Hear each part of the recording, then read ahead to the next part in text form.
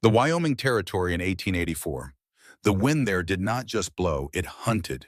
It scoured the high plains with a grit that could sand the varnish off a wagon wheel or strip the hope clean out of a man's heart. And on the southern ridge of the Concord Range, that wind was the only thing speaking. Eli Concord had listened to it for all of his 30 years. He stood alone on the ridge that morning, checking the barbed wire fencing that marked the boundary of everything he owned in this world.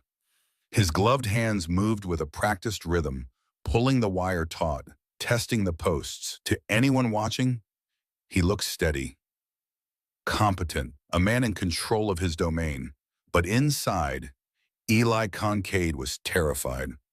Not of the wind, not of the hard work, not even of the powerful men who wanted to take his land. Eli Concord was terrified of himself. He was a man built of long lines and hard angles, standing well over 6 feet tall with shoulders broad enough to fill a doorframe. His hands were massive, scarred from years of ranch work, capable of gentling a wild colt or wrestling a steer to the ground. But those same hands had done something terrible once, something that haunted him every single day. And that memory kept him isolated, kept him silent, kept him hiding on this lonely patch of earth, where the only witnesses to his shame were the cattle and the ceaseless wind. Eli pulled his hat brim lower, shielding his eyes from the noon sun. He wiped sweat from his neck with a faded blue kerchief and looked north. His stomach dropped. The dust cloud on the horizon was not a storm. It was cattle. Thousands of them, branded with the heavy P of Harlan Pike, the Baron of the Basin. Pike was moving his herds closer to the creek that marked the disputed boundary between his empire and Eli's struggling homestead. Eli knew the math of it. The numbers were ugly. His father, a man whose temper had been as sudden and destructive as a summer flash flood, had left him this land when he died 3 years ago. But he had also left a mountain of debt. There was an unpaid note at the bank in town, a sum of $400 that felt as heavy as a tombstone pressing down on Eli's chest. Pike held the leverage on that note now. He had bought the debt quietly, like a snake sliding into a warm boot. The lawyer from Cheyenne had explained it to Eli a month ago, using the words that felt like physical blows. They called him unfit. They called him a bachelor with no legacy, a man squatting on prime water rights with no family to hold it. The law was clear. If Eli could not prove he was building a stable household, if he could not show the court that the Concord claim was a home and not just a bachelor's camp, the land courts would likely side with the syndicate. Pike would swallow the creek, the grazing land, and the only place Eli had ever known. Eli mounted his horse, a roan mare named Bess, and turned her away from the encroaching dust. He rode with his head down, the way he always rode, the way he always walked, the way he moved through the world, trying to take up as little space as possible. He avoided the town of Red Rock whenever he could. The general store made his throat close up. The saloon made him break into a cold sweat. Even the simple act of ordering supplies at the mercantile felt like standing naked in front of a firing squad. But today, the stagecoach was due. Eli reached into his vest pocket and touched the corner of a folded letter. It was sweat-stained now, the ink likely blurring, but he had memorized every word. It was a contract, cold and precise, a marriage by proxy. He had sent the money he could barely spare to a service in Tucson, a desperate gamble made in the deep silence of a winter night when the loneliness and the fear had become too much to bear. He needed a wife. The law required a household. The shame of it burned him hotter than the sun. Here was a man who could gentle a wild colt without a rope, a man who could track a stray steer through 3 days of hard shale country, a man who could survive blizzards and droughts and everything the Wyoming Territory threw at him. But the thought of speaking to a woman made his throat close up like someone had wrapped a fist around it. He flinched at raised voices. He walked into the general's store sideways, trying to make himself invisible. He had not had a real conversation with another human being in months. And now he was riding to meet a stranger who had agreed to marry him for nothing more than a ticket out of the borderlands. By the time the roofs of Red Rock broke the horizon, the sky had turned on him. The relentless sun was swallowed by a bruised purple bank of clouds rolling in from the mountains. The temperature dropped 20 degrees in the span of 10 minutes. The wind shifted, carrying the scent of wet slate and the sharp tang of ozone that meant lightning was coming. Eli tied Bess at the hitching rail outside the station office, keeping his eyes fixed on his boots. The town was busy around him. Men shouted over the rising wind, securing loose shutters. A few cowboys from the Pike outfit lounged on the porch of the saloon across the street, their laughter sharp and jagged as broken glass. Eli felt their eyes on him. Or perhaps he only imagined it. He felt branded by his own awkwardness, marked by the silence that clung to him like a second skin. The station master shouted from the doorway. He was a round man with a face like a dried apple. "Storm is coming, Kincaid. Stage is running late. I will wait," Eli said. His voice was a low rumble, rusty from disuse. He stood under the overhang, arms crossed tight against his chest, and watched the rain begin. It did not start gently. It arrived as a curtain of ice-cold needles driving sideways, turning the dusty street into a slick of brown grease within minutes. The gutters overflowed. The horses at the rails stamped and whinnied, their ears flat against the assault. When the stagecoach finally lunged out of the gloom, the horses were frothing, their heads tossed back against the biting sleet. The driver cursed, hauling on the reins, the brake lever screeching like a dying hawk as the coach rocked to a halt. Mud splattered the boardwalk. The door swung open. A salesman in a plaid suit tumbled out first, holding a satchel over his head, running for the hotel without looking back. Then a pause. A boot appeared in the doorway. Small, worn leather, cracked at the heel. Clara Vale stepped down into the mud. She did not run for cover. She stood by the wheel for a moment, steadying herself against the coach. She wore a dress of dark gray wool that had seen better years, the hem heavy with travel dust and now drinking up the rain. A thin shawl was wrapped tight around her shoulders, offering almost no protection from the cold. She looked up, scanning the street, and Eli saw her eyes. They were not the wide, frightened eyes of a lost girl stepping into unknown territory. They were the sharp, darting gaze of a hawk searching for a snake, calculating, assessing, measuring every shadow, every doorway, every man on the street. She was thin. That was his first thought. She looked like something the wind had whittled down to the bone. Her hair was tucked under a severe bonnet, but a few strands of dark copper had escaped, plastered to her pale cheek by the rain. Eli forced his feet to move. He stepped off the boardwalk, the mud sucking at his boots. He took off his hat, ignoring the freezing rain that instantly soaked his hair and ran down his collar. "Miss Vale," he asked. He hated how his voice cracked on her name. She turned, her eyes were green, the color of moss in a deep canyon, and they held no warmth. They measured him the way a person measures a threat. She looked at his hands first. Checking for fists, she looked at his belt. Checking for a gun, she looked at his mouth. Checking for a sneer. "Mr. Kincaid," she said. Her voice was low, raspy, as if she had not spoken in days, or as if she had learned long ago that speaking too loud drew the wrong kind of attention. "I am Clara." He nodded, unable to meet her gaze for more than a second at a time. He gestured vaguely toward his wagon, parked further down the line. "I have the buckboard. We should go. The creek rises fast in weather like this." She did not move immediately. She looked past him, toward the mercantile, where two women stood under the awning with their skirts gathered up to avoid the splash. They were church women, respectable women. The kind of women who wore clean white collars and looked down their noses at anyone who did not. They were staring at Clara. "That is her," one of them whispered, loud enough to cut through the rain. "The one from the border. References from a saloon keeper. Can you imagine?" The other woman wrinkled her nose as if she smelled sour milk. "Border trash. No respectable woman lists a place like that. He must be desperate." Eli flinched. The words hit him harder than a physical blow.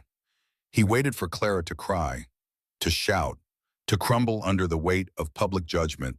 She did none of those things. Clara Vale merely tightened her grip on her small, battered carpet bag. Her expression did not change by so much as a flicker. She had a stillness about her, a practiced invisibility that Eli recognized because he carried it too. It was the stillness of someone who had learned that showing pain only invited more of it. She turned her back on the women and looked at Eli. "I am ready." "I am ready," she said, getting down. And in that moment, standing in the freezing rain with mud soaking through his boots, and the judgment of the town pressing down on them both, Eli Kincaid felt something shift in his chest. He did not know what it was. He did not have words for it, but he knew with a certainty that surprised him that this woman was not what the town believed her to be, and neither, perhaps, was he. He took her bag. It was light, terrifyingly light. Was this everything she owned in the world? A whole life in a bag a child could lift. He helped her up onto the wagon seat. His hand brushed her elbow, and he felt her stiffen, her muscles locked up like a trap snapping shut. A reaction so fast, so instinctive, that it spoke of years of learning to expect pain from the touch of a man. Eli pulled his hand back as if he had touched a hot stove. "I am sorry," he mumbled. "It is fine," Clara said, staring straight ahead into the rain. And they rode toward the Kincaid ranch in silence, two strangers bound by paper and desperation, neither one knowing that the storm outside was nothing compared to the one that was coming. The ride to the ranch was an ordeal of silence and mud. The wagon lurched through ruts that were rapidly turning into small rivers. The wind howled, shaking the canvas cover Eli had rigged up over the seat, but the cold seeped through every gap and found every exposed inch of skin. Eli sat hunched over the reins, focusing entirely on the ears of the horses. He wanted to say something. He wanted to tell her that the house was dry, that he had food, that he was sorry the town was cruel, but the words died in his throat every time he tried to form them. What could he offer a woman who had clearly seen the hard edges of the world? He was a boring man, a quiet man, a man who could go 3 days without speaking a single word to another human being. Clara sat with her hands folded in her lap, her knuckles white from gripping her own fingers. She watched the landscape roll by through the sheets of rain. It was vast, empty, falling in a way that the crowded border town had never been. In the border town there had been noise, people, the constant crush of humanity pressing in from all sides. Here there was nothing but sagebrush and gray sky, stretching to the horizon in every direction. If she screamed here, Clara thought, the sound would simply be eaten by the wind. No one would hear, no one would come. She looked at the man beside her from the corner of her eye, careful not to turn her head enough for him to notice. He was large, broad-shouldered. His hands on the reins were massive, scarred, capable of terrible things. But he had not looked her in the eye since the station. Was he angry? Was he disgusted by what he had bought? Clara had learned to read men by the way they held their liquor and the way they used their hands. This man held the reins with a gentle touch. He did not whip the horses when they stumbled in the mud. He spoke to them. Low, soothing sounds that the wind nearly stole away. "Easy, girl, easy now. Watch your step there." That was good, Clara told herself. A man who was gentle with animals might be gentle with a wife. Or perhaps it was a trick. The quiet ones were sometimes the worst when the door was closed. She had learned that lesson the hard way. They arrived at the homestead as the last of the daylight bled out of the sky, leaving a bruise of indigo over the western hills. The ranch house was small, a simple structure of weathered timber and stone, huddled against a rise in the land for protection from the north wind. A barn stood nearby, dark and leaning slightly to one side. A windmill creaked in the gusting breeze. It was not much, but it was solid. It looked like it had stood here for decades and would stand for decades more. Eli pulled the wagon up to the porch. "We are here," he said. His voice sounded strange in the silence after so many hours of nothing but wind and rain. Clara climbed down before he could come around to help her. Her boots sank into the wet earth, mud squelching around her ankles. She followed him inside. The main room was warm. Eli had left the fire banked before he left for town, and the smell of wood smoke and coffee hung in the air. It was clean, Clara noted with surprise. The floor was swept. There were no piles of dirty clothes, no empty bottles, no signs of the kind of squalor she had expected from a bachelor living alone. It was sparse, almost like a cell in a monastery. A table, 2 chairs, a stove, a shelf of supplies. "I put your things in there," Eli said, pointing to a door on the left side of the room. His voice cracked slightly on the words. "I sleep in the loft." He pointed up toward a wooden ladder that led to a space above the main room. He was establishing distance, Claire realized. Her shoulders relaxed by the smallest degree. He was not expecting to share a bed immediately. She walked to the door he had indicated and pushed it open. The room was small. There was a narrow bed with a quilt that looked handmade, the stitches uneven but careful, a washstand with a chipped basin, a small chest of drawers. On the shelf above the bed, there was a small wooden carving. Clara stepped closer to look at it. It was a horse, whittled from pine, clumsy but loving in its execution. It looked like a moai made for a child. Beside it lay a ribbon, faded red, the silk fraying at the edges. It looked old, precious, kept with care despite its wear. Clara reached out to touch the ribbon. "Do not." The voice came from the doorway, sharp, sudden, loud in the quiet room. Clara jerked her hand back and spun around, her heart slamming against her ribs. Eli stood in the doorway. His face was pale. His eyes were wide with a panic that looked like anger. Before she could speak, before she could apologize, he crossed the room in 2 long strides, not toward her, toward the shelf. He grabbed the ribbon and the wooden horse, his hands shaking visibly. He shoved them into the top drawer of the chest and slammed the drawer shut. The sound echoed in the small room like a gunshot. Eli stood with his back to her, breathing hard.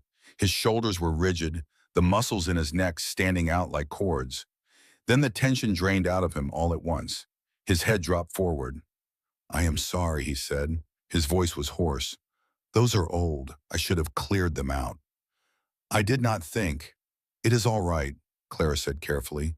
Her voice was steady, though her heart was still hammering. "I did not mean to pry." "Supper," Eli said. The word came out strangled. "I will make supper." He fled the room. They ate in silence. Stew made of venison and potatoes, served in heavy ceramic bowls that looked hand-thrown. It was hot and filling and surprisingly well-seasoned. Clara ate methodically, scraping the bowl clean without embarrassment. She did not know when the next meal would come. Survival had taught her to never leave food on a plate, never pass up a chance to eat, never assume tomorrow was guaranteed. Outside, the storm had passed, leaving behind a silence that was heavy and suffocating. The wind had died. The only sound was the settling of the timbers in the house and the crackle of the fire in the stove. Night had fallen completely. The oil lamp on the table cast long, wavering shadows across the walls. Eli stood up and cleared the dishes. He washed them in a basin by the stove, his back to her. His shoulders were hunched. The tension in the room was rising like water in a flooding creek. Clara knew what this was. She knew the arrangement. She was a wife. A wife had duties. In the saloon, she had seen what happened to women who did not pay their debts, who did not smile when they were told to smile, who did not make themselves useful. She had survived by being useful, by being invisible, by understanding the transaction. He needed a wife to keep his land. She needed a home to keep from starving on the streets. He had paid for her ticket. He had fed her. Now the bill was due. Clara stood up. Her legs felt weak, but she forced them to hold her weight. She walked to the center of the room and squared her shoulders. "Mr. Kincaid." Eli turned from the basin, wiping his hands on a towel. He looked exhausted. He looked like a man who wanted to run out the door and keep running until he hit the ocean. "Eli," he said softly. "Please call me Eli." "Eli," she repeated. She took a breath.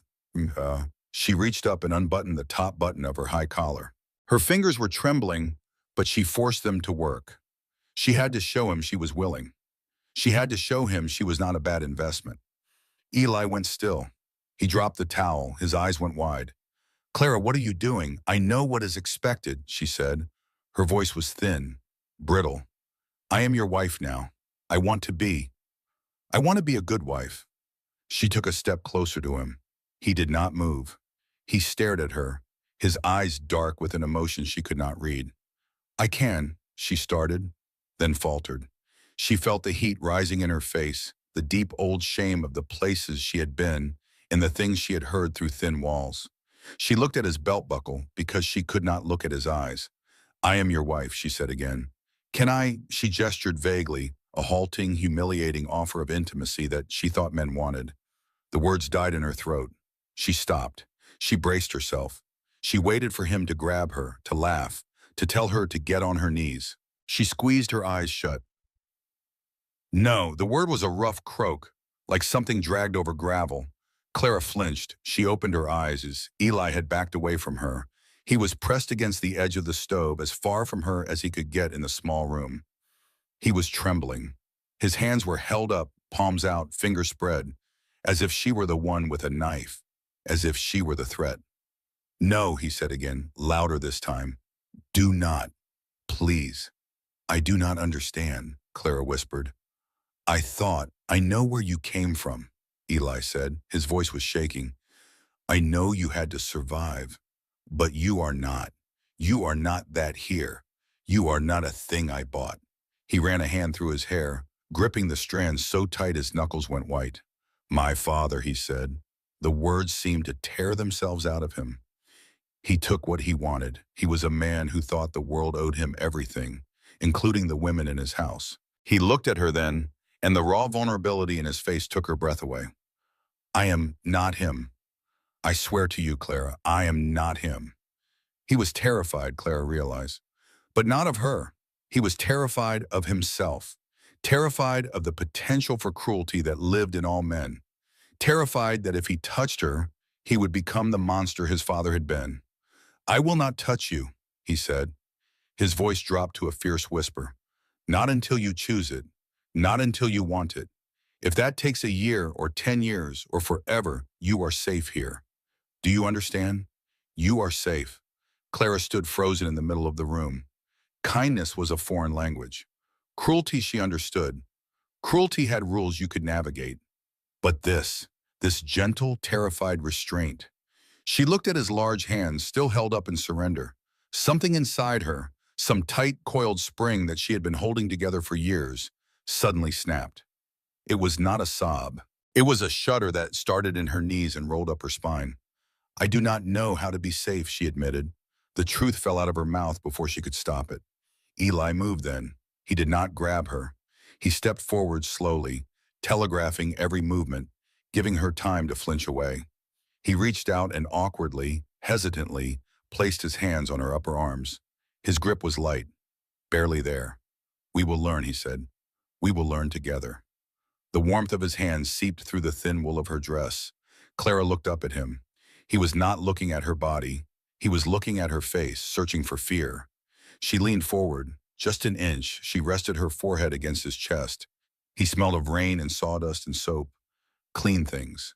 Safe things. He stiffened for a second, then slowly, carefully, his arms came around her. He held her. He did not grope or grab. He just held her. And for the first time in her life, Clara Vale closed her eyes and did not count the seconds until she could escape. The first month on the Concade Ranch was a lesson in abrasion. Clara's hands, once accustomed to the smooth glass of whiskey tumblers and the velvet of worn playing cards, were now mapped with blisters. They broke and bled and slowly hardened into calluses that made her palms feel like leather. She woke before the sun every morning. The sky would still be dark, the stars just beginning to fade into that pale gray that preceded the dawn. She dressed quickly in the cold room, her breath making clouds in the air, and went out to start her work. The mornings were deceptively beautiful. The sky turned from gray to purple to a pale, freezing blue that seemed to stretch forever. But the air bit deep, finding every gap in her clothing, every inch of exposed skin. She hauled water from the pump near the barn, the bucket handle digging into her palms. The water was heavy, sloshing over the rim to freeze on her boots before she could make it back to the house. Her shoulders ached. Her back ached. Everything ached. She chopped wood with an axe that felt like it weighed more than she did. Her swing was awkward at first. The axe head bounced dangerously off the knots in the wood, nearly taking off her foot more than once. But slowly, painfully, she learned to read the grain. She learned where to strike. She learned the rhythm that made the work bearable. The landscape was brutal in ways she had not expected. One afternoon, a dust storm rose up like a solid wall of copper, blotting out the sun and turning the noon sky to midnight in the span of minutes. Clara had been caught near the chicken coop gathering eggs. The grit filled her nose and mouth, blinding her, choking her. She dropped to her knees, covering her head with her arms, and waited for it to pass. The wind screamed around her like a living thing. The dirt scoured her skin through her clothes. When the wind finally died, she stood up. She shook the dust from her skirts. She finished gathering the eggs. She refused to complain. To complain was to admit weakness, and in her experience, weakness attracted predators. Eli watched her. He did not hover. He was not constantly at her elbow, checking on her, monitoring her work. But he was always there, on the periphery of her vision, a presence she was aware of even when she could not see him. He taught her with a quiet patience that unnerved her deeply. In the border town, men taught with shouts, with the back of a hand. If you did something wrong, you were punished. You learned through pain and fear. Eli was different. One morning in the barn, Clara was saddling the mare for a ride out to check the fence line. She had watched Eli do it a dozen times, had memorized the steps, but her hands were clumsy with the unfamiliar straps and buckles. "You are cinching it too tight," Eli said from behind her. Clara jumped. She dropped the leather strap and backed up against the stall door, her breath hitching in her chest. She waited for the reprimand, for the sharp words or the sharper hand. Eli stood by the mare's shoulder a few feet away. He did not look at Clara. He ran a hand down the horse's neck, gentle and slow. "If you pinch her skin under the cinch, she will buck," he said. His voice was calm, conversational, as if they were discussing the weather. "She is not mean, just sensitive, like most of us, I suppose." He gestured for Clara to step forward. "Here, slide your fingers under the girth. If you can fit 2 fingers flat between the strap and her belly, it is right." Clara stepped closer, her heart still hammering. She reached out with trembling fingers and slid her hand between the warm horsehide and the stiff leather strap. Eli's hand was inches from hers. He did not grab her. He did not correct her posture or adjust her grip. He simply waited.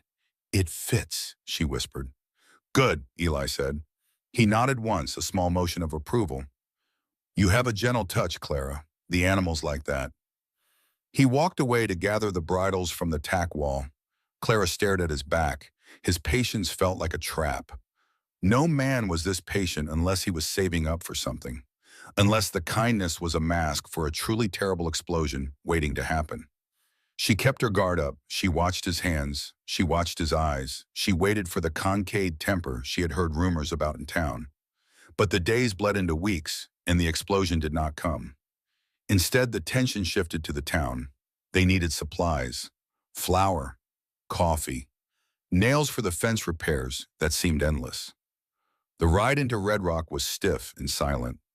Eli sat high on the wagon seat, his eyes scanning the horizon as if expecting an ambush.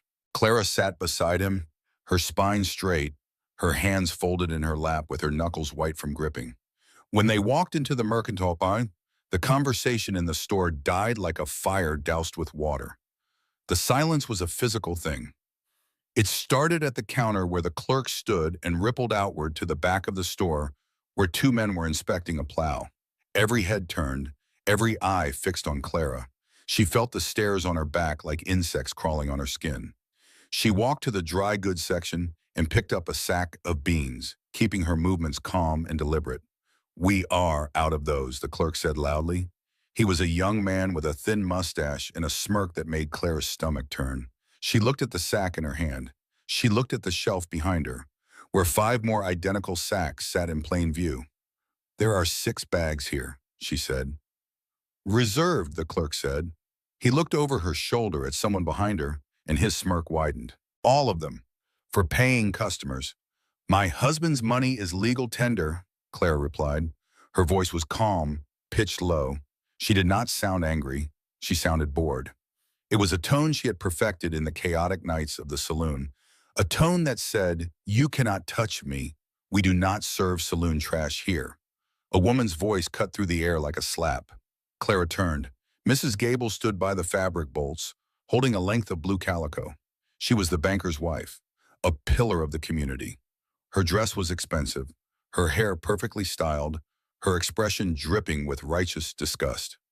"My husband says it is a disgrace," Mrs. Gable continued, her voice rising so the entire store could hear, "bringing a woman like that into a decent community, parading her around like she is respectable." Clara opened her mouth to respond, but before she could speak, Eli appeared at her elbow.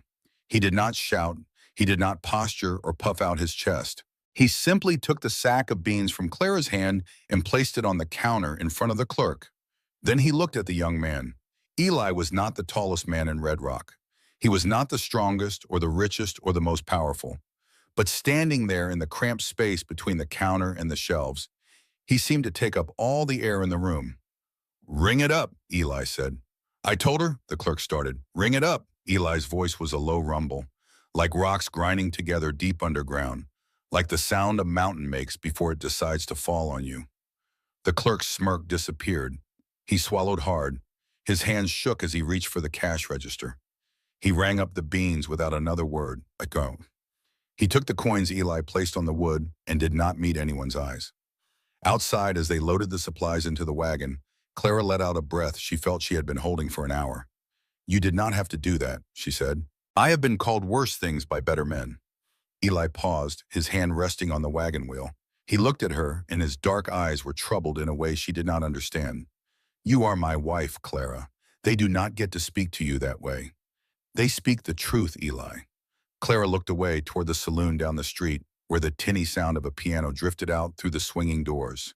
"I worked where men drank. I poured the whiskey. I smiled when they wanted me to smile. That is who I was. It is not who you are. You do not know who I am," she snapped. The frustration that had been building for weeks finally bubbled over, spilling out before she could stop it. She turned to face him fully, her hands clenched at her sides. "I saw a man die, Eli. In that place. I saw a man shot dead for spilling a drink. And I watched the sheriff arrest the boy who swept the floors because the shooter bought the law a round of drinks afterward." Her voice cracked, but she pushed through it. "I learned that truth does not matter. Only power matters. You fighting a clerk for a bag of beans does not change that." Eli looked at her for a long moment. The wind picked up, tugging at her bonnet and swirling dust around their feet. "Maybe not," he said, finally, "but I will not let them starve us out." That night, the silence in the cabin was different than it had been before. It was heavy with the weight of things almost said, words that hovered in the air between them, waiting for someone brave enough to speak them. Eli sat by the fire, mending a tear in one of Clara's work gloves. He used a thick needle and heavy thread, his large fingers moving with surprising delicacy. Clara stood at the stove, stirring a pot of stew. She watched him from the corner of her eye. "My father," Eli said suddenly into the quiet. His voice was rough, like he had to drag each word up from somewhere deep and painful. Clara stopped stirring. "He was a loud man," Eli continued. "He did not look up from the glove. He liked to hear his own voice, and he liked the sound of his fist hitting things." Clara's hands tightened on the wooden spoon. "He used to hit my mother," Eli said, "not when he was drunk, when he was sober. He liked the control, liked seeing the fear in her eyes." The fire crackled. The wind moaned outside. "One day when I was 16, he raised a shovel to her. She had let the fire go out in the stove. That was her crime. A cold kitchen." Eli pulled the thread tight, bit off the end with his teeth. "I hit him," Eli said. His voice was flat now, distant, as if he were telling a story about someone else, someone he barely knew. "I took a pitchfork handle and I hit him across the back. I broke his arm, and then I hit him again. And again. I wanted to kill him, Clara. I stood over him while he screamed and I felt good. I felt strong. I felt powerful for the first time in my life." He looked up at her then and his eyes were full of a terrible, terrified grief. I stopped. "But the feeling, it was there, the concave blood. It is violent, Clara. That is why I am quiet. That is why I do not fight unless I have to. I am afraid that if I start, I will not be able to stop." He set down the mending. His hands were shaking. "I am afraid I am him."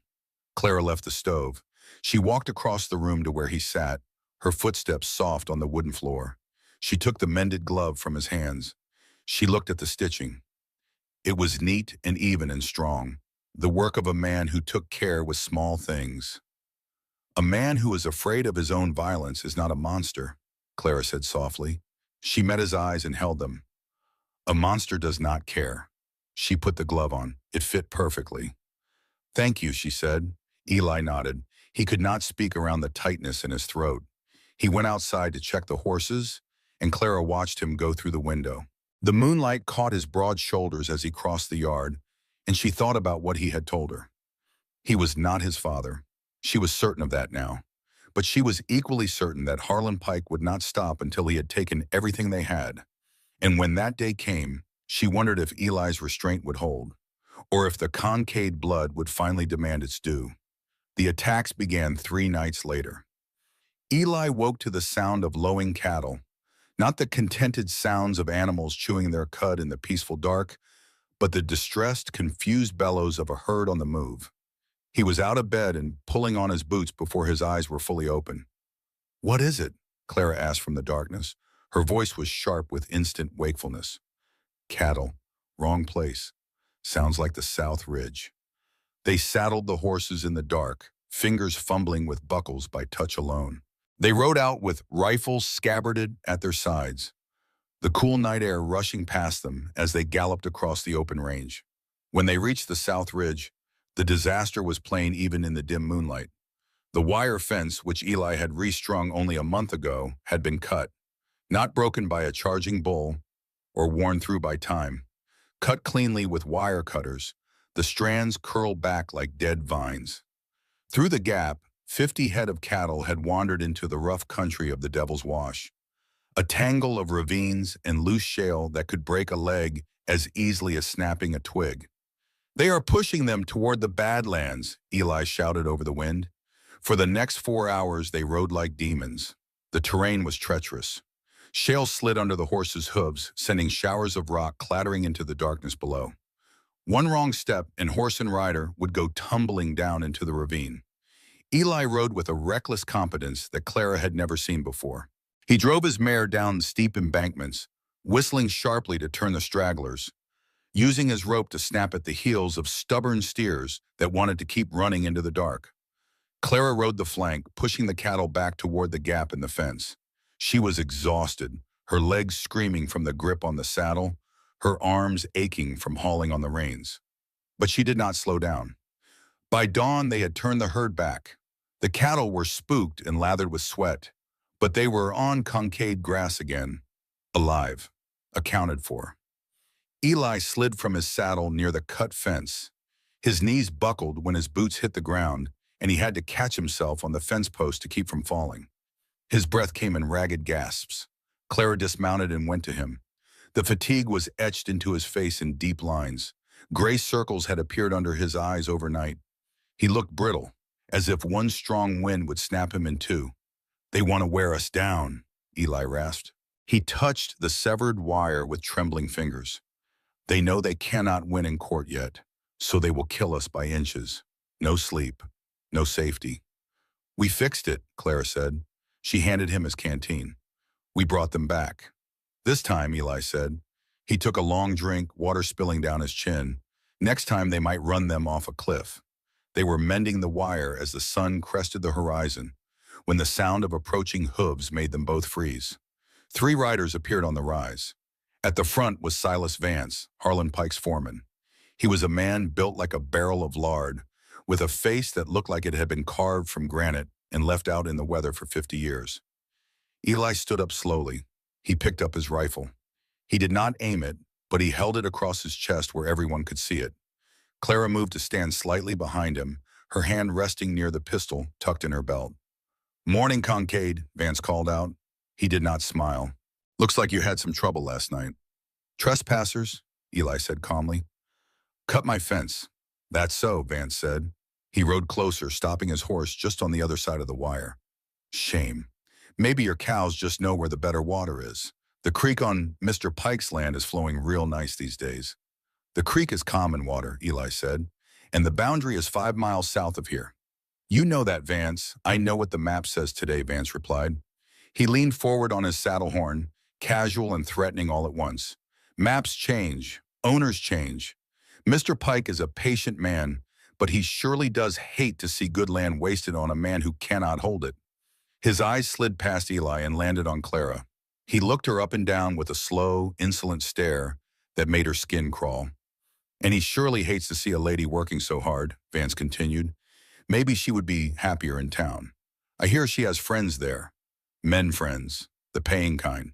Eli's knuckles went white on the rifle stock. The muscles in his jaw jumped. Clara could see the shift in him, the Kincaid blood rising, the urge to end the insult with a bullet. The air between the two men grew thin and tightened as a bowstring. "Get off my land," Eli said.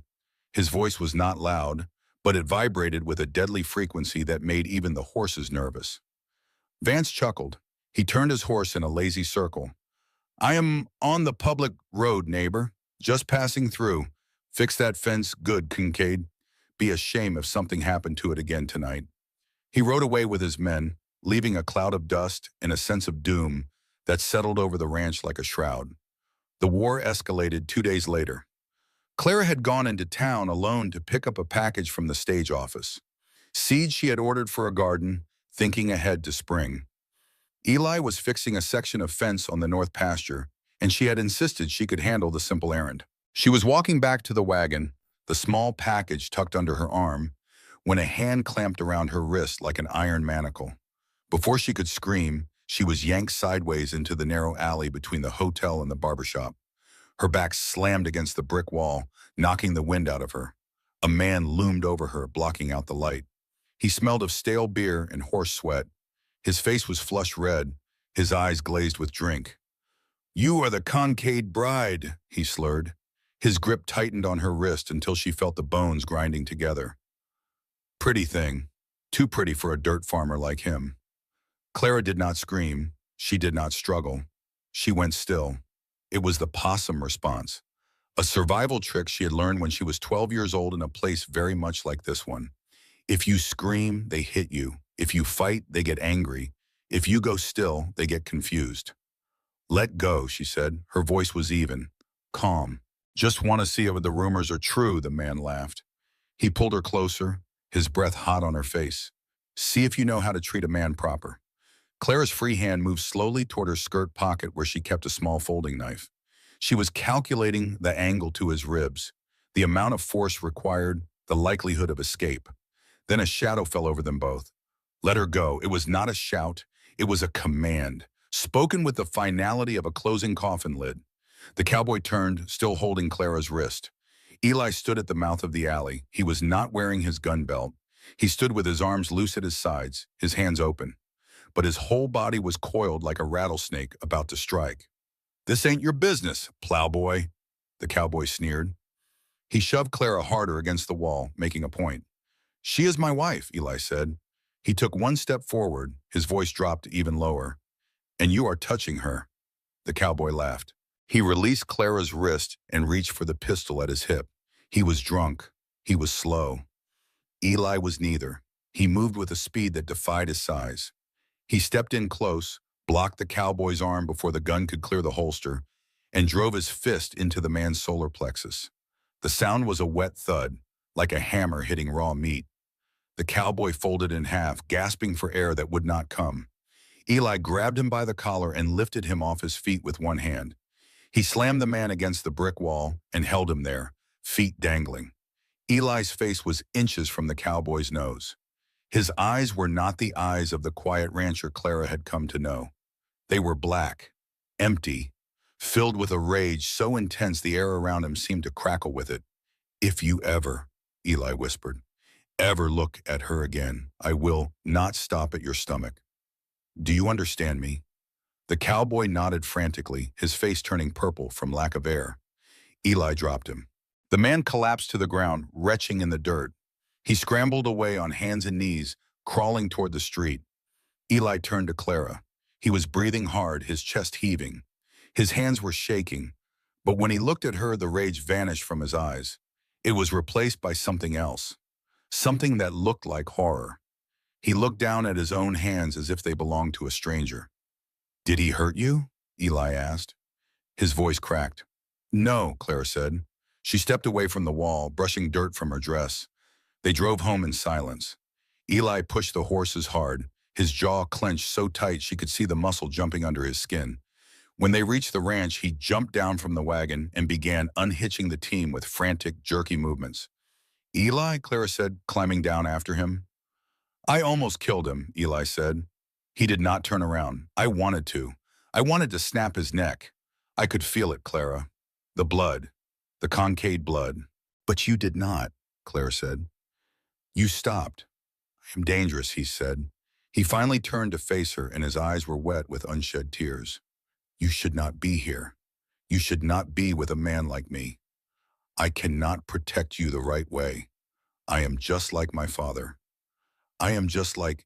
Stop it! Clara's voice rang out sharp and clear. It was the first time she had ever raised her voice to him. Stop pitying yourself, she said. She stepped into his space, close enough to touch. You are nothing like him. You protected me. I should not have to, Eli shouted back.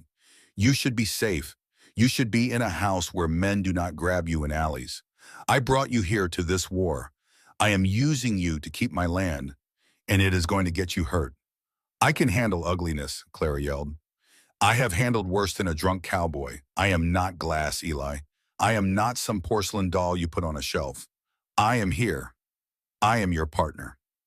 They stood chest to chest in the cold twilight, breathing hard. The anger hung between them, sharp and electric. I know you are not glass, Eli said. His voice dropped to a whisper. But I want you to be soft. I want you to have peace. I hate that you have to be hard to survive me. Clara looked at his face, the lines of worry, the gray at his temples, the love beneath the fear. He was not trying to control her, she realized. He was not trying to own her or break her. He was trying to protect her, and he was failing, and it was breaking his heart. She reached up and took his face in her hands. His skin was rough with stubble, warm despite the cold wind. I am not surviving you, Eli, she said softly. I am choosing you. She pulled his head down. She did not ask permission. She did not hesitate. She kissed him. It was tentative at first, a question asked with lips instead of words. Eli stood frozen for a heartbeat. His arms hung rigid at his sides. Then a sound escaped his throat, something between a groan and a He wrapped his arms around her waist and pulled her against him, lifting her clean off her feet. He kissed her back with a desperate, starving intensity that made her dizzy. It was not the polite kiss of strangers. It was the kiss of a man who had been lonely for 30 years. A man who had never believed anyone could want him. And in that moment, standing in the dust of their besieged ranch with enemies closing in from all sides, Clara Vale stopped being a stranger. She became his, and he became hers. Later that night, after the fire had burned low and the moon had risen high and white over the plains, Clara lay awake in the dark. Eli was asleep beside her, her one arm thrown heavily across her waist, anchoring her to the bed. His breathing was deep and even, the breathing of a man who had found a few hours of peace after weeks of tension. She felt different, changed in some fundamental way she could not name. She felt seen, but there was something she had to do, something she had been putting off since the day she arrived. Clara slipped out from under his arm, careful not to wake him. She padded across the cold floor on bare feet, her nightgown swirling around her ankles. Her trunk sat in the corner of the room. She had not opened it since the first day, when she had unpacked her few dresses and hung them on the pegs by the door. Now she knelt before it and ran her fingers along the seam at the bottom. There was a hidden compartment there, a false bottom she had constructed herself years ago, when she had learned that a woman in her position needed places to hide things. She pressed the hidden catch and the panel came loose. Inside lay a small bundle of papers tied with string. Letters, documents, evidence. She pulled out the top letter and unfolded it carefully. The ink was faded, the paper brittle with age. But she knew every word by heart. It was from Sarah. Sarah, who had been like a sister to her in the border town. Sarah, who had shared her room and her bread and her dreams of escape. Sarah, who had been brave enough to do what Clara had been too frightened to do. Sarah had found a ledger, a black leather book hidden in the office of the saloon where they worked. A book that documented payments, bribes, names and dates and amounts that added up to a fortune in blood money. And one name appeared more often than any other. Harlan Pike. Sarah had written it all down. She had copied the key pages. She had planned to take the evidence to a federal marshal, to blow the whole rotten operation wide open. 2 days later, Sarah was dead. A stray bullet in a bar fight, the sheriff said. A tragic accident.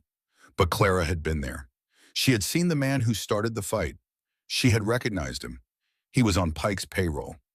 Clara looked at the papers in her hands. Then she looked at Eli, still sleeping peacefully across the room. She had proof. Not enough to convict, maybe, but enough to start a fire. Enough to bring questions that Pike would not want to answer. But if she used it, if she brought this into the light, Pike would stop at nothing to silence her.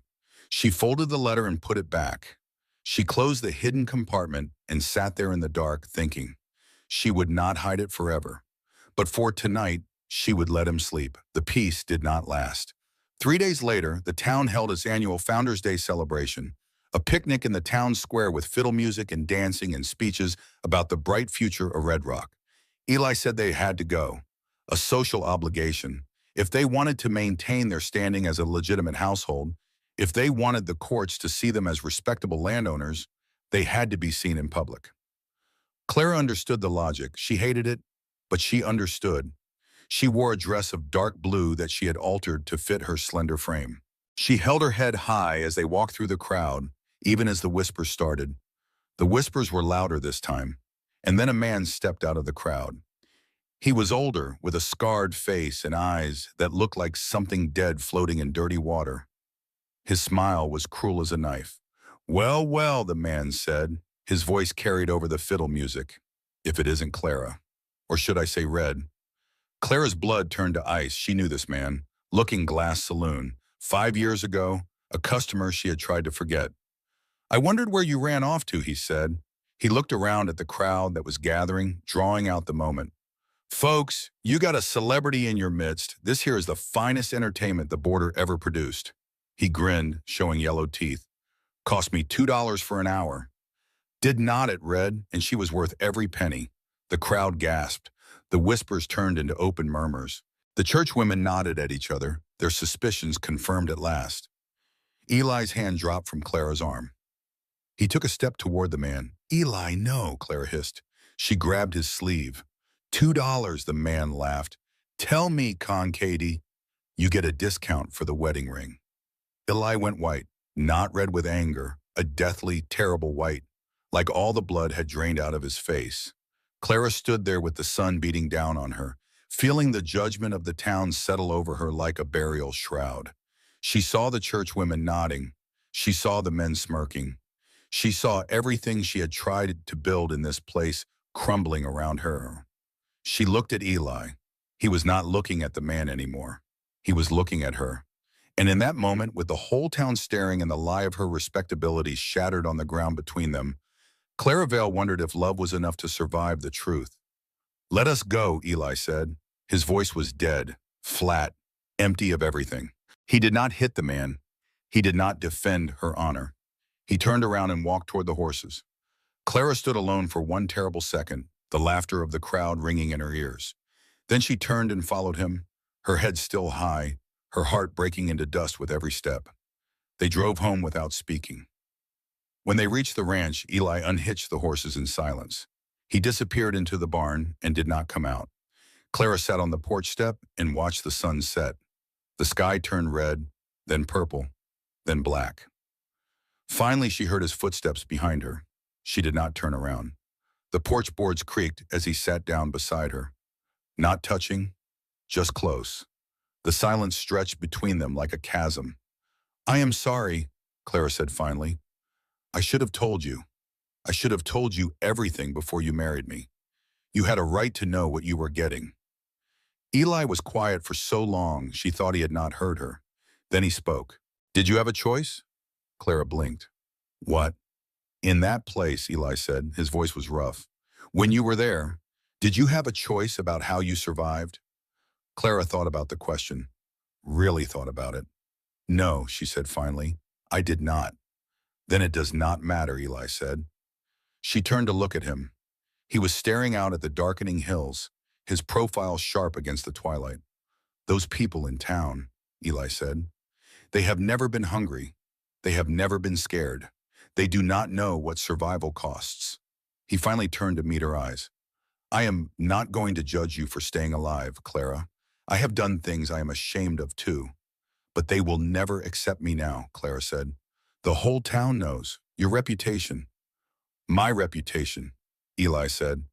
He almost laughed, but there was no humor in it. "I am the strange, quiet man who bought a mail-order bride. They already thought I was pathetic. He reached out and took her hand. His grip was warm and strong. Let them talk, Eli said. Let them whisper. We do not need their approval. We just need each other. Clara looked at their joined hands, at his rough fingers intertwined with hers. I have something to tell you, she said. Something important. About Pike. Eli listened as she explained about Sarah, about the ledger, about the evidence hidden in her trunk. When she finished, his face had gone hard. You have proof, he said. Some. Not enough to convict him, but enough to ask questions he does not want to answer. Why did you not tell me before? Clara looked away. Because if I use it, he will try to kill me. And you. And anyone else who gets in his way. Eli was silent for a long moment. Then he squeezed her hand. We will figure it out, he said, together. But right now we need sleep. Tomorrow we start planning. They went inside. They lay down together in the narrow bed, wrapped in each other's arms. But Clara did not sleep. She stared at the ceiling, thinking about Sarah, about the ledger, about the man who had killed her friend and stolen her peace and now wanted to take her home. Pike had won every fight he had ever been in, but he had never fought a woman with nothing left to lose. The drought came without warning. One week the creek was running full, the grass was green, and the cattle were fat. The next week the water had slowed to a trickle and the sky had turned to burnished brass that refused to release a single drop of rain. The land began to die. Clara watched it happen from the porch each morning. The grass turned brown, then gray, then crumbled to dust under her boots. The cattle began to congregate around the shrinking water holes, lowing mournfully, ribs beginning to show through their hides. Survival became a matter of arithmetic. They spoke in numbers now, 20 gallons of water remaining in the lower trough, 40 bales of hay stacked in the barn, 12 hours of daylight to mend what the wind and the rust in the sabotage had broken. Because the sabotage continued. Fences cut in the night, cattle scattered into dangerous terrain, a dead coyote left on their doorstep with a note pinned to its fur. Sell or suffer. Eli worked from dawn until long past dark. Clara worked beside him. They moved like a single unit now, anticipating each other's needs without speaking. When they rode out to check the herd, they rode stirrup to stirrup. When they slept back to back, taking turns keeping watch. The loneliness that had once felt peaceful now felt like a siege. The escalation came on a Tuesday. Clara had walked down to the creek to wash the dust from the laundry. It was only a quarter-mile from the house, hidden behind a line of cottonwood trees that provided blessed shade from the relentless sun. She was scrubbing a shirt against the washboard, the cold water numbing her fingers, when the birds in the trees suddenly went silent. Clara straightened. She wiped her hands on her apron. She listened. The rustle came from behind her. She spun around, reaching for the small knife she now carried in her pocket at all times. But she was too slow. A rope hissed through the air. A lasso loop dropped over her shoulders and tightened instantly, pinning her arms to her sides. She was jerked off her feet and dragged through the gravel and mud. Rocks tore at her dress and scraped her skin. She kicked. She twisted. She fought the rope. But the man on the other end was strong. She was hauled up against the trunk of a cottonwood tree. The rope wound around her again and again until she was pinned like an insect on a card. A man stepped out of the brush. He wore a mask, a simple bandana pulled up over his nose, hiding everything but his eyes. They were hard and flat and completely indifferent. This is a warning, the man whispered. He stepped close. He smelled of tobacco and horse sweat. He pulled the rope tighter, and Clara felt the rough hemp burning into her neck. Tell your husband to sell, the man said. Tell him the next time the rope goes over a branch, not around your arms. He drew a knife. Clara stopped breathing. She stared at his eyes, waiting for the end. Instead, he brought the knife up and slashed it across her forearm. Shallow but long, a line of bright red blood appeared on her sleeve. Sell, he hissed. He shoved her hard against the tree, loosened the rope just enough for her to slump to the ground, and vanished into the brush. Clara lay there for a moment, gasping. Then she scrambled up. She grabbed the knife she had dropped, and she ran. When Eli saw her stumble up the porch steps, he dropped his tools and sprinted across the yard. He caught her as her legs gave out. Clara. He saw the blood on her sleeve. He saw the angry red welts circling her neck where the rope had been. His face went terrifyingly blank. "Who?" he asked. "Masked," Clara gasped. "One man, down by the creek. He said to sell. He said next time the rope goes over a branch." Eli did not speak. He helped her inside. He sat her down in a chair. He cleaned the cut on her arm with gentle, trembling hands. He put a cold compress on her throat. Then he stood up. He walked to the gun cabinet. He took out his Winchester repeating rifle. He took out the heavy Colt revolver. He began to load them both, his movements mechanical and precise. "Eli," Clara said. He did not answer. He shoved cartridges into the loading gate of the rifle. Click, click, click. The sound was deafening in the quiet room. "Eli, look at me," Clara said. He turned. His eyes were not the eyes of the man she loved. They were the eyes of a stranger. Cold, empty, filled with a singular murderous purpose. "I am going to kill them," he said. His voice was flat. "I am going to ride to Pike's ranch, and I am going to kill Vance. And then I am going to find Pike, and I am going to kill him. I am done waiting." He turned for the door. "No," Clara cried out. She stumbled up from the chair and ran to him, grabbing his arm. He was like a stone statue. He did not stop. He dragged her a few steps before stopping at the door. "Let go, Clara," he said. "They hurt you. They put a rope on you. If you go there," Clara said, "you will die." Her voice was shaking. "They have 20 men. You will kill one, maybe two, and then they will cut you down, and I will be alone." "I cannot let this stand," Eli shouted. The control finally snapped. He slammed his hand against the door frame so hard the whole cabin shook. "I am a man," he roared. "I am supposed to protect you. If I do not kill him, I am nothing. I am weak." He slumped against the door. The rifle clattered to the floor. He covered his face with his hands, and a sound came out of him that was worse than any scream. A dry, tearing psalm of shame and rage. "I am weak. I am just a coward who hides behind fences." Clara picked up the rifle and set it aside. She walked to him. She reached up and pulled his hands away from his face. "Look at me," she commanded. He looked at her. His face was wet with tears. "You are not weak," she said fiercely. "Pike is weak.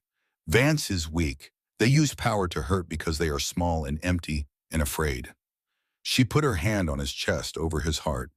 "You," she said, "you have the power to kill, and you choose not to. That is not cowardice, Eli. That is the hardest thing a man can do." She pressed her forehead against his. "You did not become him. You did not become your father. You stayed you, and that is the man I need. I do not need a dead hero. I need a living husband." Eli shuddered. The tension drained out of him, leaving him hollow. He wrapped his arms around her, burying his face in her neck, careful of the bruises. "I wanted to," he whispered. "God, Clara, I wanted the blood. I could taste it." "I know," she said. She stroked his hair. "I know. But you stayed. That is what matters. You stayed." They stayed like that for a long time, holding each other up against the darkness. And in the silence that followed, they made a plan. "We cannot fight them with guns," Clara said. "But we can fight them with paper. The evidence I have. If we can get it to the right judge, we can bring Pike down." "Cheyenne," Eli said, "the district attorney there. Marcus Thorne. I have heard he is honest." "It is a 4-day ride," Clara said, "and we cannot leave the ranch undefended. We cannot stay here and wait to be burned out either," Eli said. They decided to try the local law first. Maybe Sheriff Miller could be persuaded to file a report about the attacks. Maybe he was merely incompetent rather than corrupt. They were wrong. Eli rode into town the next morning to file a complaint. He returned 3 hours later with his face gray. "Miller would not take the report," Eli said. He sat down heavily at the kitchen table. He said, "Without proof of who cut the fence, it is just wear and tear." Clara nodded. She had expected this. "Then I saw him in the back room," Eli continued. His voice was bitter, drinking whiskey from a bottle with a distinctive blue label. The same whiskey Pike imports special from Kentucky for his private stock. "He is bought," Clara said. "We have no law here." But Pike was not content to wait for them to make a move. That night, Clara woke to a strange glow on the ceiling. She sat up. The light was flickering, orange and hellish, coming from the south. "Eli!" she screamed. They ran to the window. The stackyard was on fire. the place where Eli had stored the winter hay, the only food that would keep the cattle alive through the coming snows. It was an inferno. The flames leaped 30 feet into the air, casting a terrible light over the ranch. Smoke billowed up into the night sky. They ran outside, but there was nothing to be done. The hay was too dry, the fire too hot. They could only stand there and watch it burn. The hay, Eli whispered. His voice was hollow. It is all gone. Without the hay, the herd would starve before January. The bank would foreclose on the loan. The ranch was effectively dead. Pike had not just sent a warning this time. He had started the countdown. Eli turned from the flames. His face was no longer afraid. It was cold and clear, stripped of all doubt. "Get the letters," he said. "Pack the saddlebags. We ride for Cheyenne tonight." The journey to Cheyenne took 3 days through country that seemed determined to kill them. They rode hard, pushing the horses to their limits. They camped in hollows and gulches, sleeping back to back under a canvas tarp, taking turns watching for riders on the horizon. When they finally rode into the city, Clara felt like she had been beaten with sticks. Cheyenne was bigger than Red Rock, louder and dirtier. Coal smoke hung in the air. The streets were crowded with people who did not know them, did not care about them, did not whisper about Clara's past. It was almost a relief. They found the office of Marcus Thorne, the district attorney, in a brick building near the courthouse. Thorne was not what Clara expected. He looked like a man who had not slept in a week. His vest was unbuttoned, his sleeves rolled up, his gray hair standing up in tufts as if he had been pulling at it. But when they explained why they had come, his eyes sharpened. "Pike," Thorne muttered, "I have been trying to nail that coffin shut for 2 years." He listened as Clara laid out everything. The letters, the fence cutting, the attacks, the evidence she had kept hidden all these years. When she showed him the copied pages from Sarah's ledger, he leaned forward with intense interest. "This is a pattern," Thorne said. "Pike moves cattle across the border, rebrands them, sells them as legitimate stock, uses the profits to buy water rights and squeeze out small holders." But then his expression grew troubled. "This evidence is good," he said carefully, "but it is hearsay without corroboration. Your testimony alone." He hesitated, looking at Clara with something like pity. "A jury will look at your history, Mrs. Concade. Pike's lawyers will tear you apart. They will paint you as a woman of low morals with a grudge." Clara nodded. She had expected this. "Unless," Thorne continued, "we have another witness. Someone else who saw the operation? Someone who can back up your account." Clara thought back to those terrible years. The faces blurred together. Most of the girls had drifted like tumbleweeds, never staying in one place long enough to put down roots. But there was one. "Molly," Clara said slowly. "She did the laundry in the back room. She was there the night Sarah was shot. She saw the man who started the fight." "Find her." "Find her," Thorne said. "Get her to sign an affidavit. If I have 2 witnesses, I can subpoena Pike's private records. I can open a full investigation." They found Molly that afternoon, behind a boarding house on the east side of town. She was hanging laundry on a line, her hands red and swollen from lye soap. When she saw Clara, she dropped the clothespin she was holding. "No," Molly whispered. She backed up against the brick wall. No, Clara, I am not part of this anymore." "Molly, please," Clara said. "I just need you to tell the truth about what happened to Sarah, about the men Pike sent." "He will kill me," Molly said. Her eyes were wide with terror.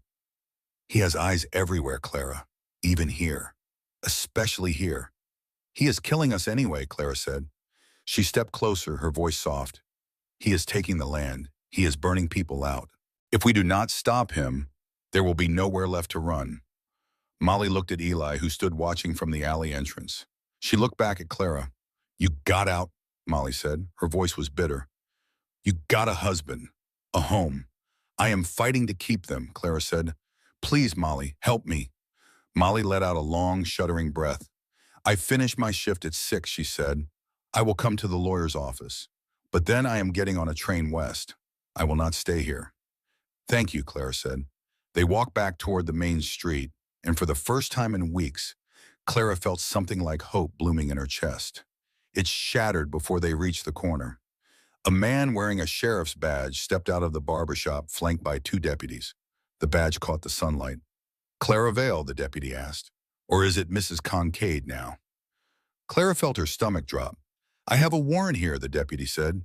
He held up a folded piece of paper, issued out of Red Rock this morning. Wired over the telegraph. He smiled. It was not a friendly smile. The charge is grand larceny, theft of a diamond brooch from a Mr. Silas Vance. That is a lie, Clara said. Her voice shook. I have never stolen anything. Tell it to the judge, the deputy said. He reached for her arm. Eli's hand dropped to his hip, where his revolver should have been. But he had left it at the hotel. He had not wanted to walk into the lawyer's office armed. The two deputies behind the leader put their hands on their weapons. Eli, no, Clara said. She grabbed his arm before he could do something foolish. They are framing you, Eli said through gritted teeth. If they take you, you will never make it to a hearing. Something will happen, an accident. If you fight them, Clara said, they will shoot you down right here, and then I hang for sure. Eli stood on the precipice. His whole body was rigid with the need to fight, but he looked at Clara.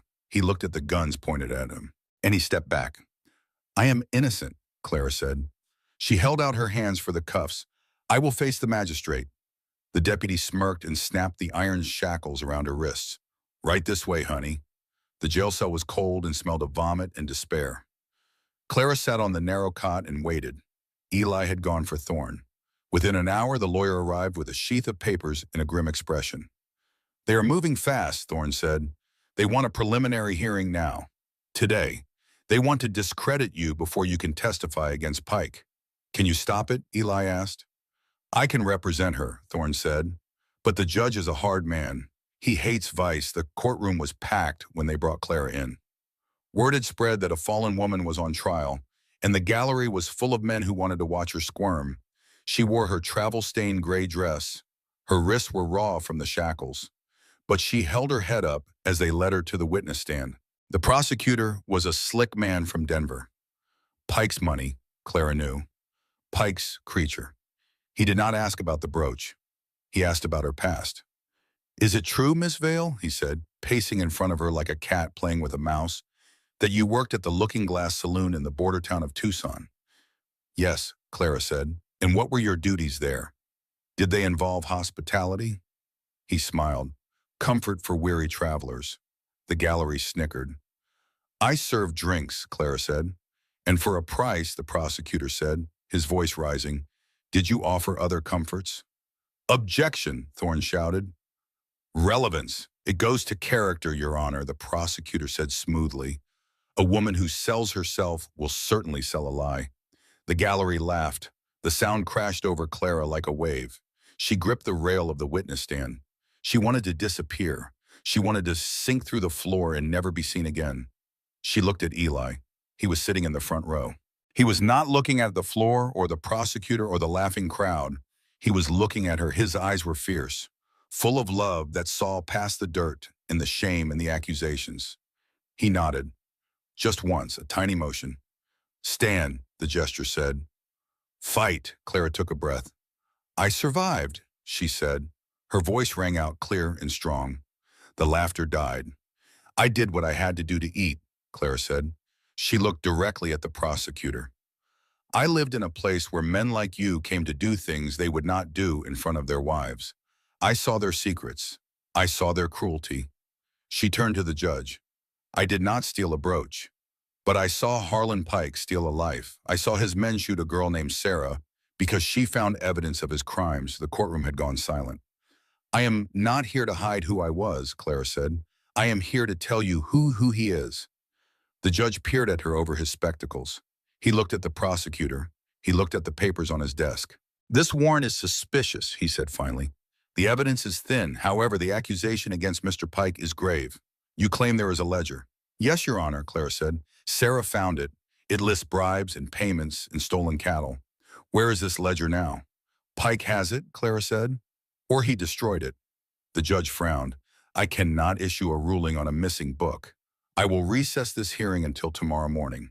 If you can produce this ledger or a witness who has seen it, I will dismiss these charges and open a formal inquiry into Pike. He banged his gavel. If not, you will stand trial for larceny. They released Clara on bail that evening. She stood outside the courthouse with Eli and Thorne, watching the sun set over the rooftops. Molly never came, Thorne said quietly. She must have run. So we have no witness, Eli said. And no ledger, Claire added. They looked at each other. Pike is in town, Thorne said. He stays at the Cattleman's Club when he has business here, a private suite on the second floor. He paused. If the ledger still exists, if he kept it as a record of who he owns, it would be here. In his safe, we cannot just walk in and ask for it, Eli said. Claire looked at the grand building down the street, the Cattleman's Club, a place of mahogany and cigar smoke, where rich men felt safe and powerful. No, Claire said slowly, we cannot ask. She looked at her hands, the hands that had learned to pick locks and move through rooms without making a sound. But I know how to get into rooms where men think they are safe.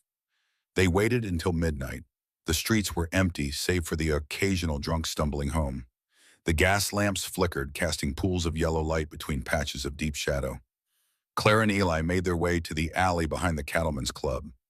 The service entrance was locked, but Clara had not forgotten the skills she had learned in her former life. A hairpin, a small knife, 10 seconds of patient work. The lock clicked open. Stay here, Clara whispered. Watch the door. If anyone comes, whistle. I am coming with you, Eli hissed. You are too big, Clara said. You walk like a rancher. I walk like a ghost. She slipped inside before he could argue. The kitchen was dark, smelling of stale grease and cold coffee. She moved through the shadows, her feet silent on the floorboards. Up the back stairs, down the hallway, dimly lit by a single gas sconce. Counting the doors. Suite A. She pressed her ear to the wood. Silence. The lock was harder than the service entrance. Her hands were sweating. She wiped them on her dress and tried again. Click. She slipped inside. The room was opulent. Heavy velvet curtains, a 4-poster bed, a massive desk covered in papers. And in the corner, a large iron safe. Clara moved to the safe. It was locked with both a key and a combination. She could not pick it. She searched the room. The desk drawers, the hollowed-out book on the shelf. Under the mattress? Nothing.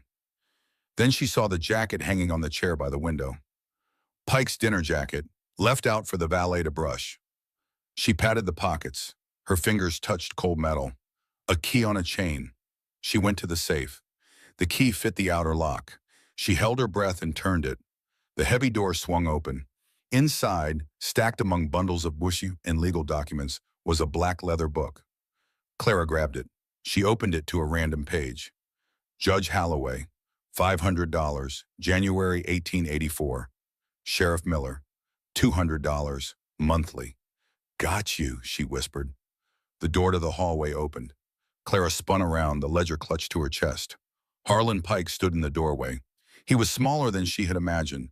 A man in his 60s with silver hair and a face that looked like it had been stamped from a coin. His eyes were small and cold as a snake's. He held a candle in one hand. In the other, nothing, not yet. Well, Pike said. His voice was smooth and calm, almost pleasant. I was wondering when you would try something like this. Clara did not hesitate. She hurled the heavy ledger at the candle in his hand. The candle flew. Hot wax splattered. The flame went out. Darkness. Clara dove for the door.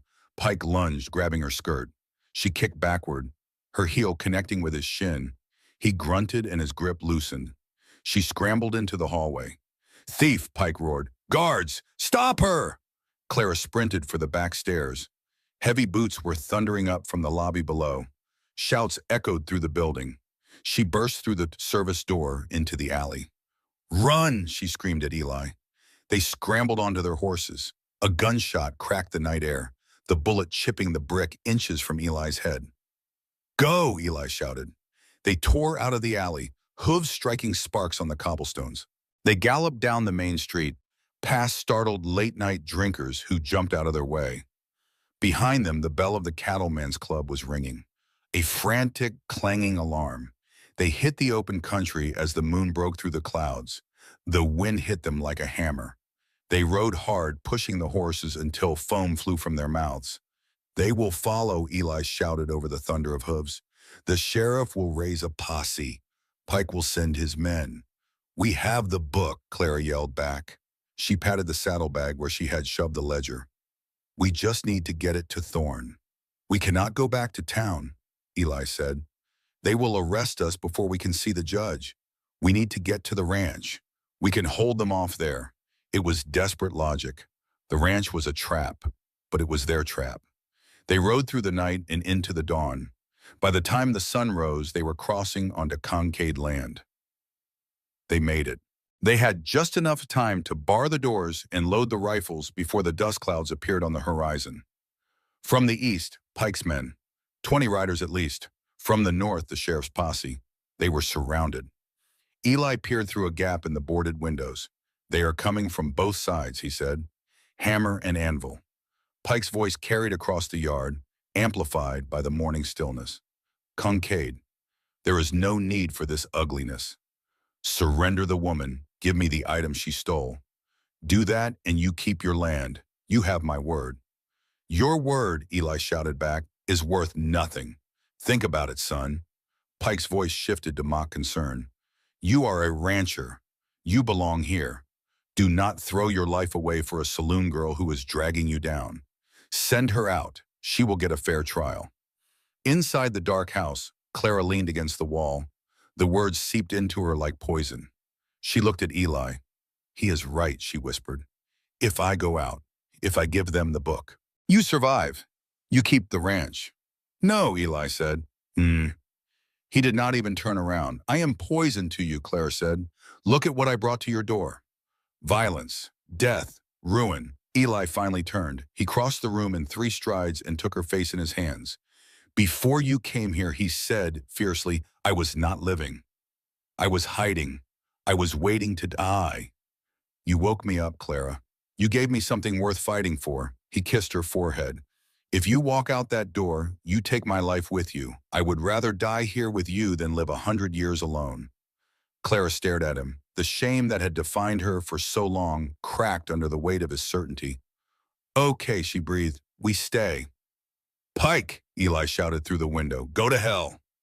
Pike sighed theatrically. He turned to the sheriff. "Do your duty." "Open fire," the sheriff shouted. The world exploded. Bullets slammed into the walls, punching through the timber. Glass shattered. Splinters flew like shrapnel. Eli fired back, working the lever of his Winchester with deadly rhythm. Crack, clack, crack, clack. Clara crouched behind the overturned table with the shotgun. She watched the door. When a shadow fell across the crack of light at the bottom, she pulled the trigger.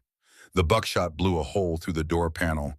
A scream of pain came from the other side, followed by the sound of a body tumbling down the steps. "They are flanking," Eli shouted. "Watch the back." Clara ran to the bedroom. The window boards were bowing inward. Someone was using a sledgehammer. She fired through the wall. The hammering stopped, but there were too many of them. For every man they drove back, 2 more appeared. A bullet tore through Eli's sleeve, leaving a line of blood. He did not stop firing. Then suddenly the shooting changed. It was still loud, still chaotic, but it was not directed at the house anymore. It was directed away from it. Shouts of confusion erupted from the yard. "Hold fire!" Pike screamed. "Hold fire!" Eli and Clara froze. "What is happening?" Clara whispered. Eli crawled to the window and peered out. His jaw dropped. A new group of riders had entered the yard from the west. They wore long dusters and carried rifles. At the lead was Marcus Thorne, the lawyer from Cheyenne. And beside him, wearing a federal marshal's badge, was a tall man with a granite jaw and cold eyes. But that was not all. Behind them rode a dozen men from Red Rock. The blacksmith, the livery owner. Men who had stood silent for months while Pike terrorized their neighbors. They held shotguns and hunting rifles, and their barrels were pointed at Pike's mercenaries. "Drop your weapons," the marshal bellowed, "by order of the United States District Court." Sheriff Miller looked at Pike, then at the marshal, then at the armed townspeople. He dropped his gun in the dirt. One by one, Pike's hired guns lowered their rifles. They were paid to fight farmers, not federal law. Pike sat alone on his horse in the center of the yard. His face was purple with rage. Thorne rode forward, waving papers. "Judge Atherton signed the order this morning. Pike, your assets are frozen pending a federal investigation into racketeering, land fraud, and murder." He paused. "The witness you thought you scared off. Molly, she did not run.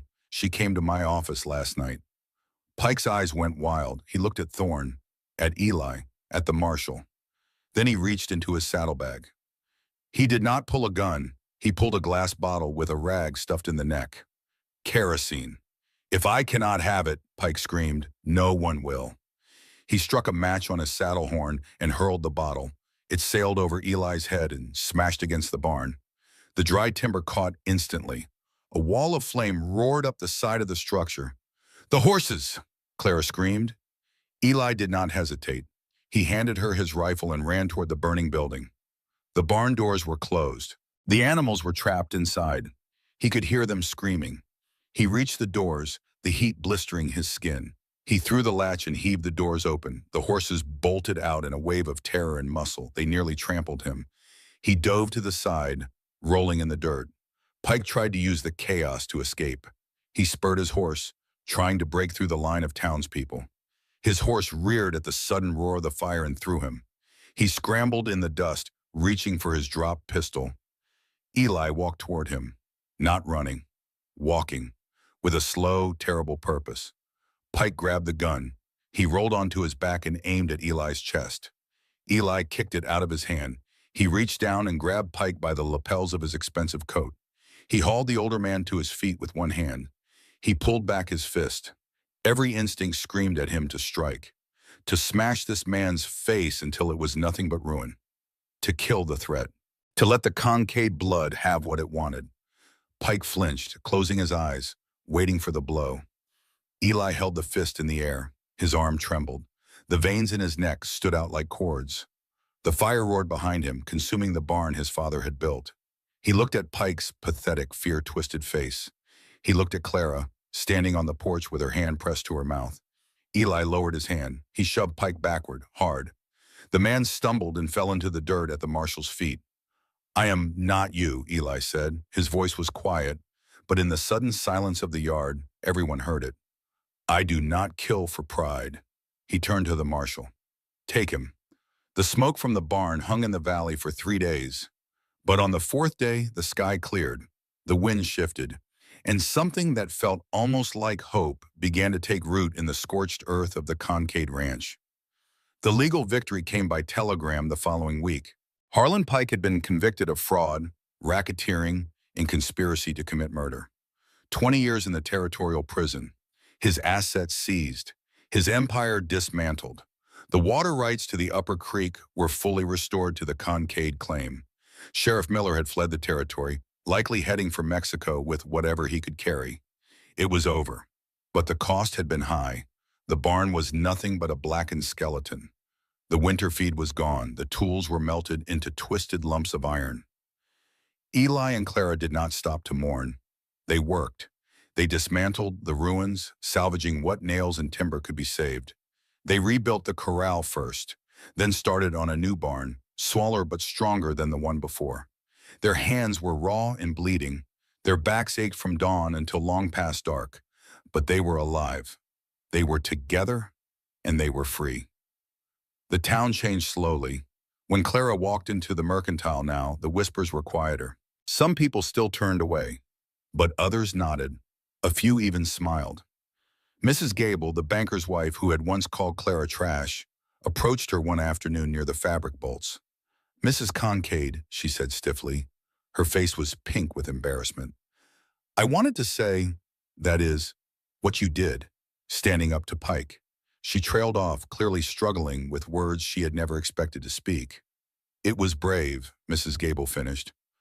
My husband says the whole county owes you a debt. Clara looked at the woman who had made her first weeks in Red Rock a misery. Thank you, Clara said simply. She did not gloat. She did not remind Mrs. Gable of her cruelty. Some victories were quiet.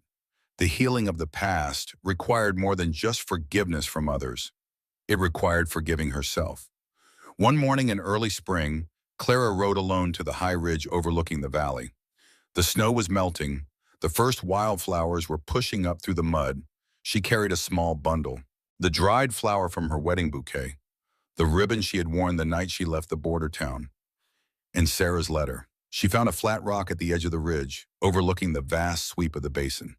She could see the Concade Ranch from here, a tiny cluster of buildings in the endless green. "I did it," she said aloud.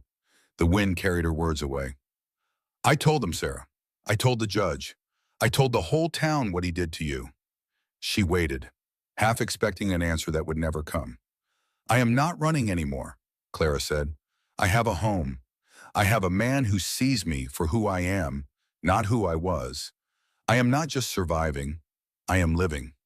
She placed the flower and the ribbon under the rock. She burned Sarah's letter and let the ashes scatter in the wind. Then she rode home.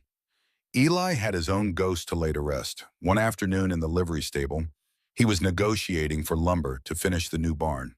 The stable owner was an old man named Jeb, who had lived in the valley since the first stakes were driven. "You drive a hard bargain, Concade," Jeb grunted. "Just like your daddy." Eli went still. "He was a hard man," Jeb continued, oblivious. "Mean as a rattlesnake when the drink was in him.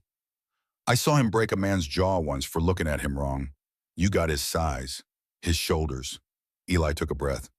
"I have his shoulders," Eli said calmly. "But I do not have his hands. My hands build fences. They do not break men for pride." Jeb stopped chewing his tobacco. He looked at Eli with new eyes. "No," Jeb admitted slowly. "No, I suppose you do not. You did good with Pike, son. Let the law handle him. Your daddy would have shot him dead and burned the whole town doing it." "I am not my father," Eli said. The words rang in the dusty air like a bell. "I am Eli Concade." He walked out with the lumber order signed, leaving the shadow of his father in the dust where it belonged. Spring came in earnest. The grass turned green. The creek ran full and fast. The surviving cattle grew fat on the new growth. And then, one morning, Clara woke up sick. She made it to the wash basin before she lost everything she had eaten the night before.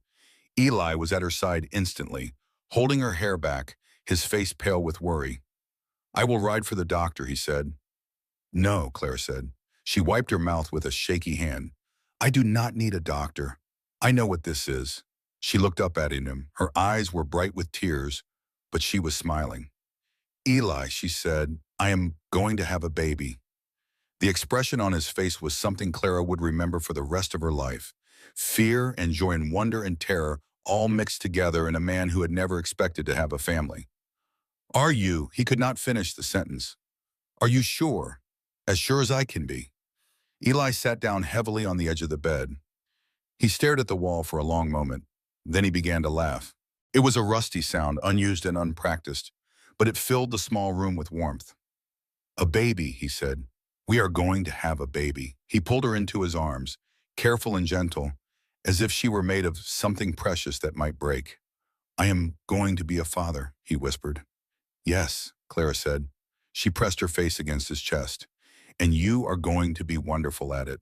They held each other for a long time, two people who had walked through fire and found that love was the only thing that did not burn. The baby came in autumn, when the leaves on the cottonwood trees had turned to gold. They named her Sarah. She had Clara's green eyes and Eli's stubborn chin. She screamed loud enough to spook the horses and slept through thunderstorms that shook the house. She was perfect. Eli held his daughter in his massive hands and wept like a child. He looked at her tiny fingers, her perfect ears, the soft down of red gold hair on her head. "I will never hurt you," he whispered to her. "I swear it. I will never be what he was. You will only know gentleness from me.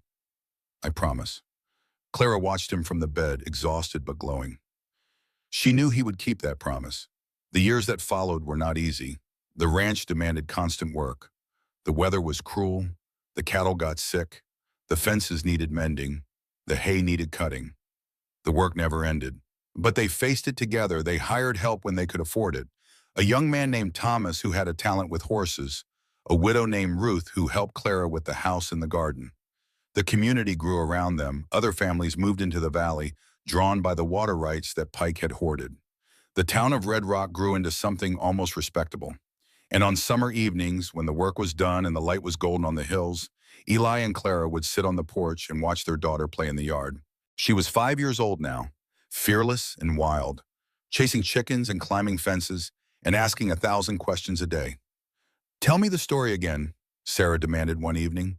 Her green eyes were bright with curiosity. "Tell me how you and Daddy met." Clara looked at Eli. He looked back at her. How much of the truth do you tell a child? How do you explain the darkness that brought two broken people together? Your father sent for me, Clara said carefully, from very far away, because he was lonely and he needed help with the ranch. And you came on a stagecoach, Sarah said. She had heard this part before. In the rain. That is right, Eli said, the biggest storm of the year. Your mother stepped off that coach looking like a drowned cat. Clara swatted his arm. I did not. You did, Eli grinned. But you were the most beautiful drowned cat I had ever seen. Sarah giggled. And then you got married, she said, and fought the bad men and saved the ranch. Something like that, Clara said. She looked out at the land that stretched before them. The green grass, the running creek, the new barn that stood where the old one had burned. It had taken everything they had to hold on to this place. Blood and sweat and tears and more fear than she cared to remember. But it was theirs. And now it would be Sarah's. The sun was setting, painting the sky in shades of orange and pink. The first stars were appearing in the east. It is a hard country, Clara said softly. It is, Eli agreed. He reached over and took her hand. Her fingers were calloused now, strong from years of work. His were rough and scarred, but they fit together perfectly. But it is ours, Eli said. Clara leaned her head against his shoulder. She felt his arm come around her, warm and solid and safe. She thought about the woman she had been, the girl who stepped off that stagecoach in the rain, expecting nothing but more pain, more shame, more survival. She had never imagined this. A home, a husband who loved her, a child who did not know the meaning of fear. She had never dared to hope, but hope had found her anyway. I love you, Clara said. It was not the first time she had said it. She said it every day now, as easily as breathing. I love you too, Eli said. He kissed the top of her head. Sarah ran over and climbed into their laps, demanding hugs and stories and attention. And as the stars came out over the Wyoming territory and the wind whispered through the grass, the Kincaid family sat together on their porch, holding on to each other and the peace they had earned. Two survivors who had walked through fire and found that love was the only thing that did not burn.